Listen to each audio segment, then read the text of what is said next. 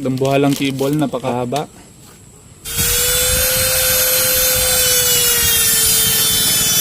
Kung stock carb ka, so ang gagamitin mo ito. Ito, subukan muna natin na meron to, pero kunin ko tong isang lock. Yan o, napaka-responsive. What's up mga Joy, magandang araw sa inyo lahat. Wala na intro. So for today's content, magkakabit tayo ngayon ng throttle cable. Ito yung nabili ko na throttle cable mga Joy, Domino yung brand. So ang price nito is 300 pesos, nabili ko dito sa amin. Then napakahaba nito mga Joy, ang sukat nito is 1.5 meters. So napakahaba talaga, universal na to mga Joy, pwede to sa mga FI, pwede rin to sa mga Mio mga Joy. So ayun, natanggal ko na yung dati kong throttle cable. Ito yung throttle cable na ginamit ko dati. Ito yung throttle cable na kapag bibili tayo ng Yamaha Quick Throttle kagaya nito, ito yung kanyang kasama.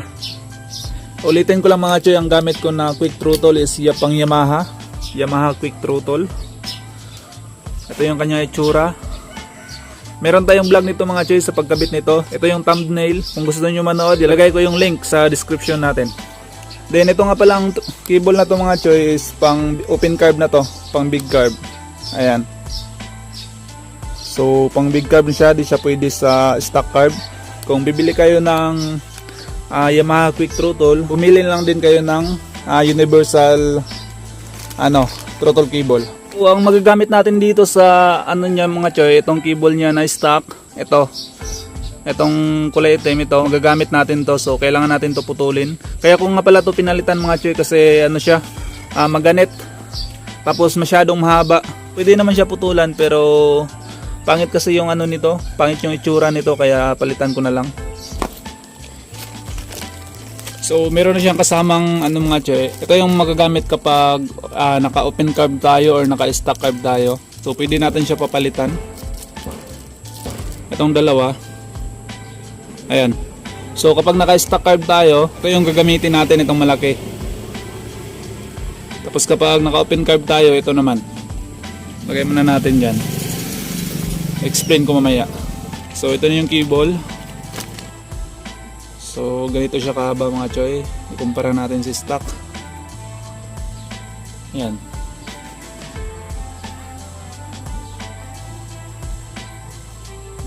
So yan. Ito napakahaba pa. Ayan. So 1.5 meters.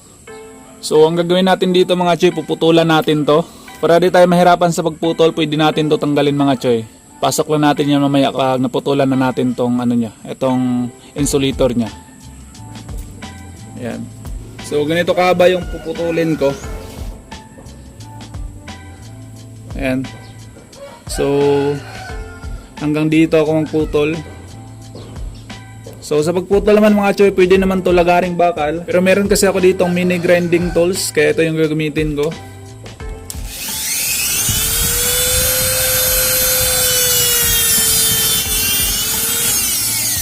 So ayan, goods na. Mas mahaba pa yung pinutol natin kumpara sa gagamitin natin. Ito yung kaputol niya.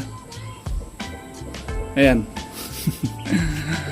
Mas mahaba pa yung pinutol natin kumpara dito sa gagamitin natin. Napakahaba talaga. Ingat lang sa pagputol mga Choy, kailangan hindi ma-deform tong pinutulan natin para hindi gaganit yung cable. So dito naman sa kanyang cable mismo mga Choy, para masukat natin na maayos yung pagputol nito, ito munang stock. Ito, kunin muna natin to. So puputulin ko siya dito. So ayan, putol na. Hugutin lang natin mga Choy para makuha natin to. Ayan. So pasok lang natin yung cable natin. Yan. Tapos pasok na rin natin dito sa pinutol natin na insulator ng cable. So dapat ganyan yung itsura mga Choy. Ayan. Ngayon naman mga Choy, sa pagsukat nitong cable natin kung saan tayo puputol, itong stock ng Yamaha Quick Throttle natin, ito yung sukatan natin. So dapat pantay sila dito. Ganyan. And then sa dulo, so ito siya. Kung gaano to kahaba, Ganun din dito sa bago natin. Make sure mga choy ha, na pantay sila dito. Then sukat natin. So hanggang dito tayo puputol. So putulin ko muna mga choy. So ayan, naputol ko na. So pagdating naman dito sa dulo niya mga choy, yung kakapit sa piston ng carb natin, ito na yung gagamitin natin. Itong pinakamaliit. Kung stock carb ka, so ang gagamitin mo ito. Pero kung naka-open carb ka na, itong pinakamaliit. Ito mga choy. So gagawin natin dito, pasok lang natin. Ganyan. Para humigpit to mga choy, pwede na natin tutupiin. So tutupiin lang natin to mga choy para kakapit siya. Pero pwede din to natin kung meron kayong soldering iron, pwede natin to isolda. Ang gagawin ko dito, meron naman akong soldering iron. So subukan ko muna ang isolda mga choy. So balikan ko na lang kayo kapag tapos na. So, ito na siya mga choy, natapos ko na. So ang ginawa ko, tinupian ko ng konti dito sa dulo. Ayan. And then sinolda ko dito sa loob. Ayan, pinasukan ko siya ng soldering rod. So napaka-goods na mga choy, napakatibay na nito. Itong kadugtong ng pinutol natin mga choy, wag na wag niyo itong itatapon kasi pwede pa to gagamitin. Kasya pa to sa isang motor kasi nga mas mahaba pa to kumpara dito sa ginamit natin. So para magamit natin to, para malagyan natin to ng ganito katulad nito, kung meron kayong mga soldering iron, isoldan nyo na lang para magmukhang ganito din. Then dito din sa kanyang dulo, pwede din kayo magsolda para malagyan nyo ng ganito. So DIY lang mga choy, kayang-kaya nyo yan. Napaka-basic lang yan mga choy. So kabitan natin mga choy. Ito nga pala mga choy, itong cable nya, nilagyan ko ng konting grasa para sobrang smooth talaga. Then dito din mga choy, nilagyan ko rin to ng grasa dito, itong plastic para smooth din.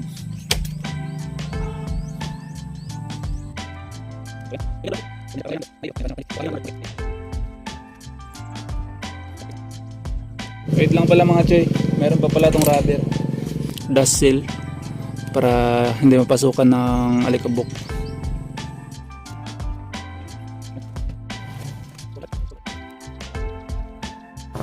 Then pagdating dito mga choy, pwede na to rekta na ganyan lang.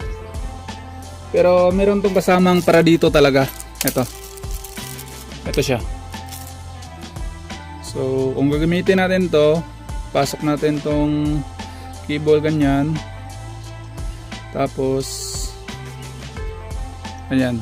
So i-thread lang natin siya dito. Maganda kapag mayroong ganito mga choy para ma-adjust natin yung play ng ating cable. Kung gaano kalaki yung gusto natin na play dito. So kung gusto natin ng medyo malaki or depende sa ating sa gusto natin, so pwede natin siya i-adjust dito.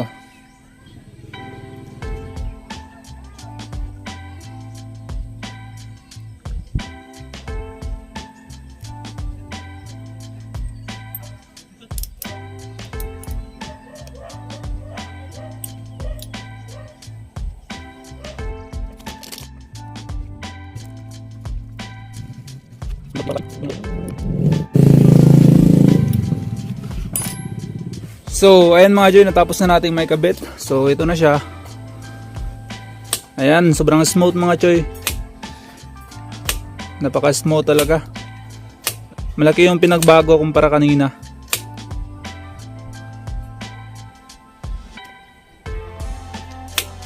At dito ko siya dinaan. Ayan.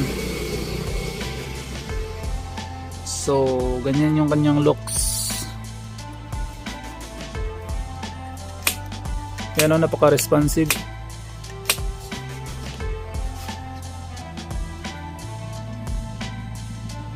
So hanggang dito lang yung video natin mga choy, sana nakatulong. So shoutout muna tayo, let's go! What's up? So ayun mga choy, shoutout nga pala kay John Brian Pilas from Negros Oriental at kay JM Vlogs from Antiquera Bohol, shoutout to choy. Shoutout din kay Rex Di Juan from Aklan, kay Kevin Inubihas at kay Winston Matabaran, kay Jaren Ray Cañeso, shoutout din kay Lloyd Mendoza, kay Ezekiel Parafina at kay Jomar Carmero, shoutout to choy. Shoutout din kay Demetrio from Davao City, shoutout po sa lahat yun mga choy. Shoutout din kay Bren Gibanya from Cagayan Valley, kay Jelo Cabanatuan from Davao City, shoutout din kay Drex Chrysler Pitula At kay Alan Paulo Valenciano from Albay, shoutout sa iyo, Choy. Kay Abes Dixtor. Kay Anthony Suarez from Liganes, Iloilo, shoutout sa iyo, Choy. Shoutout din kay Jonathan Morcia from Davao City. Kirby Valdevarona from Zamboanga City. Shoutout po sa inyo lahat yan mga Choy sa Zamboanga City. Shoutout din kay Kizukin. Kay John Chris Itahan from Capiz. Kay Romeo Milicio from Panabo City, shoutout sa iyo. Kay Krel Ibero at kay Rogel Ibora, shoutout sa iyo. Shoutout din kay Himar Dagaang at kay Eugene Dihab from Iloilo City. Kay RJ De La Piña, kay Rapi Sumido from Iloilo City, shoutout sa iyo, Choy. Shoutout din kay Nisnes Ramos from R150 All Star Nation. Iwan ko kung saan tong chapter. Shoutout din kay Ian Sculpture, kay Mark Allen Salarda. Kay Rejan Elumbra from Titay Zamboanga Sibugay, shoutout sa iyo, Choy. Salamat sa suporta. Shoutout din kay Juan Villamor, Gerald Motovlog at kay JV Alberto, kay Roran Cedric Biranya. Shoutout din kay Georgeski TV, kay Insel G. Portungkoy at kay Rika Kramagilimo, shoutout po. Shoutout din kay Januar Quinza from Leyte at kay Clifford Works, kay Andre Sinad from Lucban, Quezon, shoutout po sa inyo lahat dyan. And for the last mga Choy, shoutout nga pala kay Norbert Lloyd Hernandez. And then advance happy birthday po pala sa iyo, Choy. So yun lang mga Choy, sa mga hindi pa nakapag-subscribe dyan, mag-subscribe na kayo at i-click nyo na rin ang notification bell para ma-update kayo sa mga susunod nating video. Pwede po sa inyo lahat, peace!